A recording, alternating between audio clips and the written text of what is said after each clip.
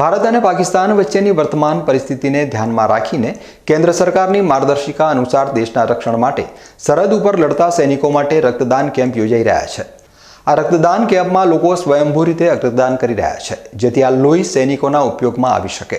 ડીસા તાલુકાના કલ્યાણપુરા ગામે પીએન માળીએ એક મેગા બ્લડ કેમ્પનું આયોજન કર્યું હતું। આ કેમ્પમાં રાજ્યસભાના સભ્ય મયંકભાઈ નાયક સહિત અનેક આગેવાનોએ રક્તદાન કર્યું હતું। આ રક્તદાન કેમ્પનો મુખ્ય ઉદ્દેશ્ય સૈનિકો માટે લોહી એકત્ર કરવાનો હતો। આ કેમ્પમાં કુલ 1100 બોટલ રક્ત એકત્ર કરવામાં આવ્યું હતું।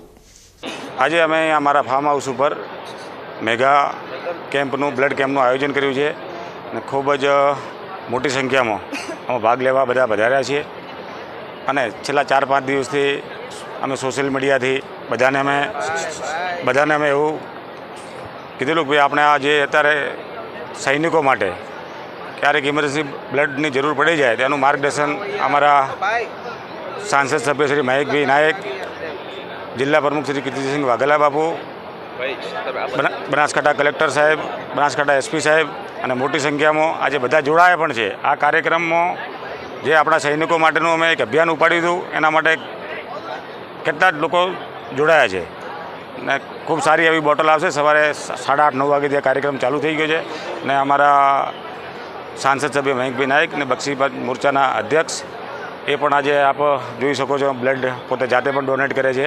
તો રાષ્ટ્રીય સેવામાં આ બધા જોડાયા, એના માટે હું બધાનો ખૂબ આભાર માનું છું અને બધાને ખૂબ ખૂબ અભિનંદન કે આપણે ક્યારે પણ એવી કોઈ જરૂર પડે ત્યારે આ બધા આપણે સાથે મળી ને એક હિન્દુ રાષ્ટ્રને મજબૂત બનાવીએ, એ રીતનો અમારો બધો કાર્યક્રમ છે।